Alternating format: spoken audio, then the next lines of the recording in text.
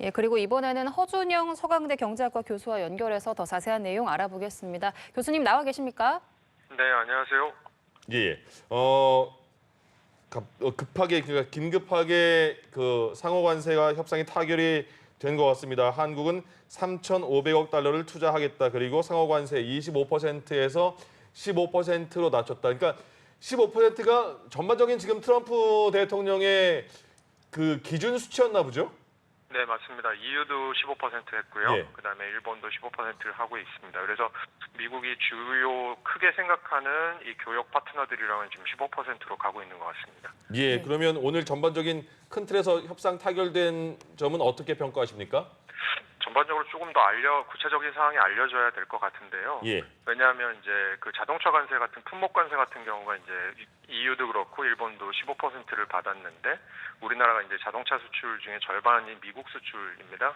그렇게 봤을 때는 자동차 품목 관세를 어느 정도 받았을지도 좀 봐야 될 것 같고요. 예. 그 다음에 사실은 향후에 그 반도체랑 의약품 관세도 하겠다고 미국에서 하고 있는데 네. 우리나라 너무 반도체 굉장히 중요한 산업이지 않습니까?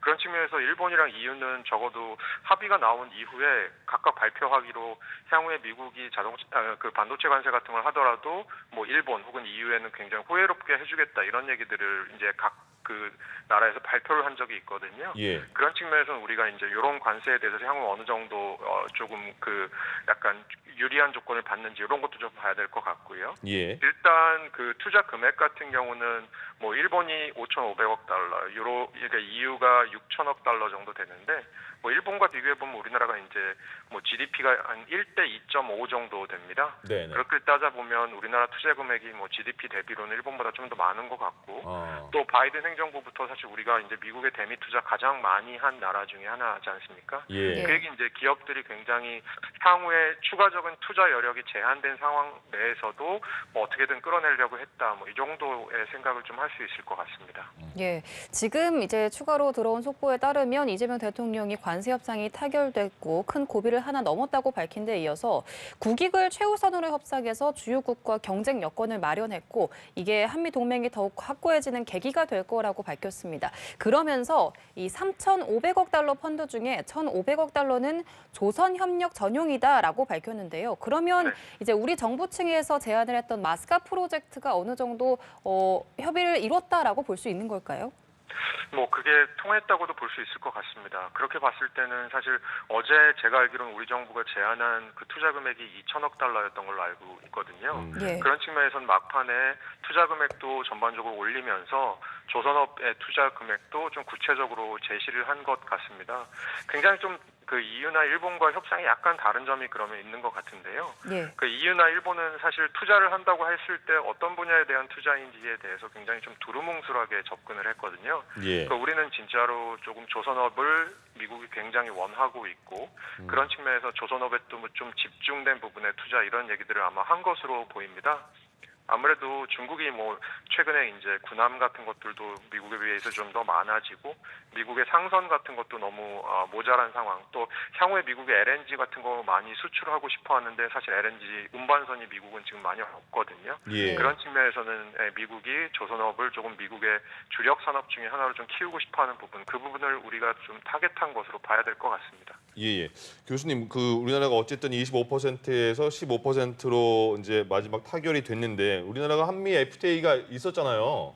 네, 맞습니다. 근데 이렇게 또 어쨌든 15%의 관세를 부과해야 되는데 이거는 우리 경제에는 어떤 그 영향을 줄까요? 그 사실은 뭐 경제 부담이 될 수밖에 없는 숫자긴 한데 예. 결국은 이제 미국 시장에서 우리가 뭐 다른 나라들과 경쟁하는 부분에 있어서 적어도 다른 나라들과 동등한 조건에서 경쟁을 할 수 있겠다. 물론 지금 앵커께서 지적해 주신 바대로 우리는 애초에 FTA가 있었는데 그러면 다른 나라보다 조금 관세율을 낮게 적용받아야 되는 거 아니냐라는 생각을 하실 수 있는데요. 예. 사실은 이제 트럼프의 정책 기조라는 건 FTA이고 뭐고 다 필요 없다라는 거거든요.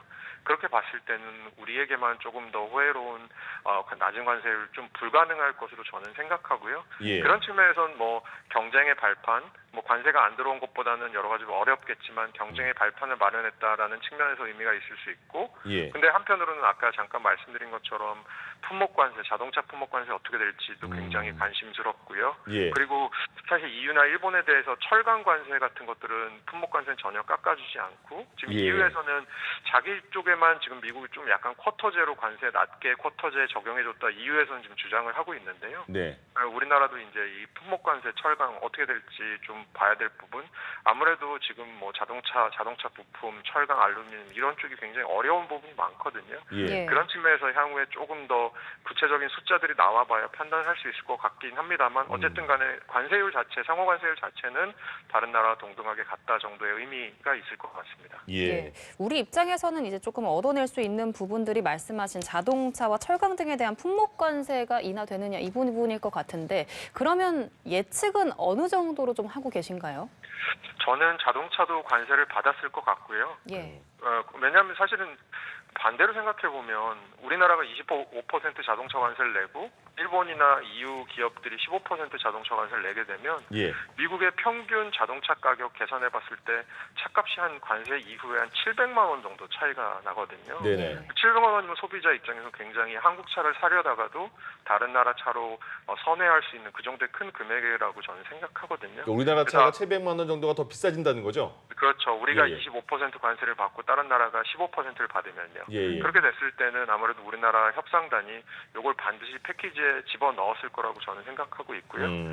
그런 측면에서는 자동차 관세 15% 받지 않았을까. 예. 물론 이것도 우리나라는 FTA가 있었어서 사전적으로는 사실 0%였고 일본은 FTA가 없었어서 미국 수출할 때 2.5% 관세를 내고 있었는데, 예. 그럼 이제 우리는 일본이 15% 받을 때 우리는 12.5%를 받아야 되는 게 아니냐, 이런 논리는 있을 수 있습니다. 근데 예. 제가 아까 말씀드렸던 것처럼 트럼프가 지금 뭐 FTA 같은 무역 협정 같은 건 깡그리 무시하고 있는 상황이거든요. 네네. 그런 측면에서는 15%라는 관세는 어떻게 보면 우리가 경쟁, 글로벌 시장, 특히 미국 시장에서 일본이나 유럽의 자동차 기업들과 경쟁할 수 있는, 제가 보기엔 뭐 거의 스타팅 포인트인 것 같고요. 예. 그리고 철강 같은 경우는 지금 미국이 굉장히 완고합니다.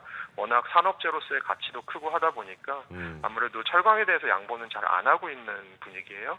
그래서 철강 품목 관세를 좀 낮게 적용받았을 확률은 좀 낮지 않을까, 그 정도로 저는 보고 있습니다. 예, 그러니까 그 앞서 전해진 바에 따르면 그러니까 트럼프 대통령이 직접 언급한 내용이 이제 전해진 거거든요. 그래서 네. 2주 후에는 이재명 대통령과 백악관에서 정상회담을 하기로 했다. 아직 우리 정부는 확인은 아직 안 해주는 것 같은데 어쨌든 트럼프 대통령의 말입니다. 그리고 또 하나가 한국이 미국의 자동차, 트럭, 농산물 시장을 완전 개방했다 이렇게 언급을 했는데, 지금 말씀하신 거 들어보면 이게 우리나라 입장에서는 특히 이런 부분을 완전히 개방할 수는 없는 상황인 거잖아요. 네, 그렇습니다. 특히 예.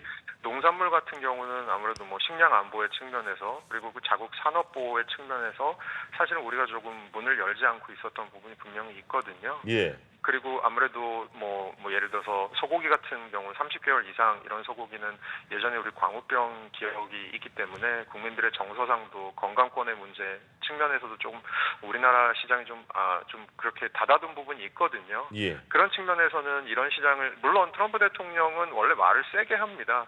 그리고 본인이 한 것에 대해서는 굉장하게 어떻게 보면 부풀려서 얘기를 하면서 본인이 협상을 잘했다는 걸 보여주고 싶어하는 사람이기 때문에 이것도 향후에 구체적으로 숫자가 나오고 어떤 부분을 개방을 했고 어떤 식으로 개방을 했는지도 나와봐야 알 것 같아요. 그러니까 지금 어떻게 보면 시청자분들께서는 예. 미국에서 얘기하는 가장 큰 그 미국의 어떻게 보면 미국이 셀링하고 싶어하는 그 큰 패키지를 보고 계신 거라고 생각하시면 될 것 같고요. 예. 이것들을 구체적으로 숫자들이 나와 보면 우리가 그렇게 협상을 불리하게 하진 않은 거다라는 것들이 이제 조만간 드러날 것으로 저는 생각하고요. 예. 이게 이제 동일한 일들이 EU하고의 협상에서도 벌어졌었고 일본하고의 협상에서도 벌어졌었거든요. 예. 예를 들어서 뭐 트럼프 대통령은 일본이 5,500억 달러 투자하기로 했고 그 투자에서 나오는 수익의 90%는 미국이 가져가겠다라고 얘기를 했습니다만 예. 일본 정부 발표는 그 5,500억 달러 중에 순수 투자는 한 2% 정도밖에 안 되고 예. 그 수익을 미국이 가져가겠다는 거고 나머지는 투자에 대한 대출이나 대출 보증이다 뭐 이런 얘기들을 했거든요. 예. 그러니까 사실은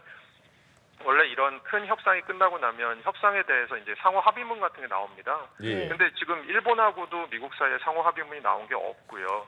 EU하고도 지금 서로 주장하는 바가 굉장히 다르거든요. 그래서 네. 서로 자기들이 협상을 잘했다라고 얘기하고 있는 상황이거든요. 예. 제가 보기에는 8월 1일 날 트럼프 대통령이 얘기한 관세 유예 시한이 다가오면서 트럼프 대통령 나름대로는 굉장히 본인의 치적을 높이고 싶어하는 그런 전략이 있는 것 같고요. 네. 한편으로는 그것들을 각 나라들이 잘 이제 파고든 측면이 있는 것 같습니다.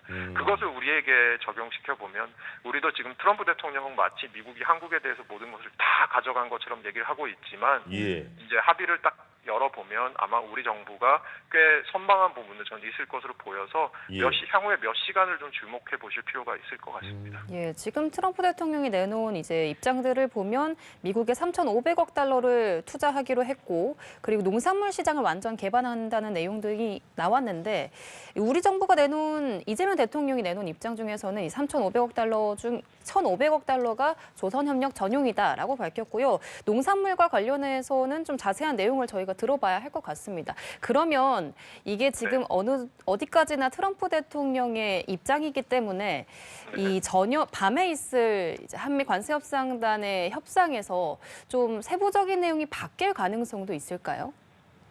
뭐 세부적인 내용이 좀 바뀔 가능성도 그러니까 스캇 베센트 재무장관이랑 이제 협상을 하다 보면 세부적인 내용이 바뀔 수는 있습니다만 전형적으로 트럼프 대통령이 하고 있는 협상 방식은 탑다운이기 때문에 아무래도 큰 틀의 합의는 된 것 같다라고 생각할 수 있을 것 같고요.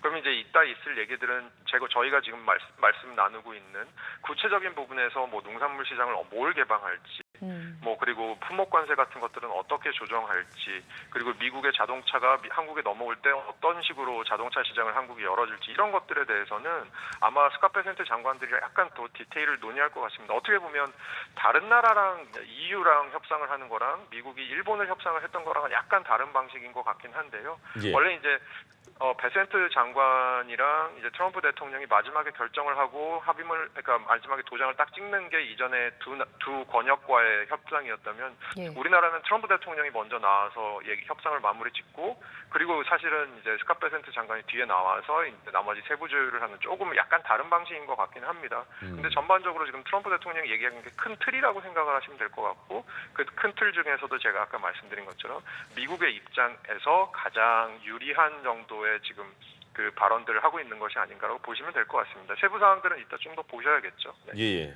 저희가 그 전에 계속 전해드린 대로 오늘 2분 한 30초 남았네요. 정부에서 이번 그 어떤 협상이 타결됐는지 세부적인 내용을 발표하기로 했습니다. 그 내용이 나오면 조금 더 구체적으로 알 수 있을 것 같은데 이번에 그 긴급하게 트럼프 대통령이 갑자기 만나자고 해서 이렇게 협상은 타결이 됐습니다만은 미국에 우리나라 그 재계 인사들이 갔잖아요. 삼성전자 이재용 회장, 맞습니다. 김동관 한화 부회장, 뭐 정의선 현대차 회장도 갔는데 이후에 이제 세부적인 이거 굉장히 중요한 사안이니까 반도체, 자동차, 뭐 조선 등등 있으니까요. 네네. 이 그 인사들도 세부적인 논의에서 어떤 도움이 될 수 있을까요? 당연히 될 수 있죠. 왜냐하면 한국에서 멀리 떨어져 있는 것보다 바로 이제 협상이 이루어지고 있는 곳 근처에 이 분들이 계시면서 미국이 원하는 협상의 규모들 이런 것들을 결정하는 데 있어 특히 투자의 금액들을 결정하는 데 있어서는 굉장히 실시간으로 서로 이렇게 그 딜을 주고받으면서 영향을 주었을 거라고 생각해서 저는 도움이 됐을 거라고 생각을 하고요. 예. 특히 뭐 조선 같은 경우는 사실은 조선은 협상에 지금 층위가 3개 정도 있다고 볼 수 있을 것 같습니다. 우리가 미국에 조선 협력을 하는데 그 협력을 할 때 첫째로는 미국의 인재 양성을 도와주고 두 번째로는 조선에 대해서 투자를 하고 세 번째로는 우리나라가 갖고 있는 조선에 대한 어떤 기술 이전을 미국에 일부분 해주겠다 뭐 이런 층위가 있거든요. 예. 이런 측면에서는 협상장 근처에 그 담당하고 있는 혹은 이것들에 대해서 큰 틀의 결정을 할 수 있는 디시전 메이커가 있는 것이 굉장히 큰 도움이 됐을 것으로 저는 생각합니다. 예.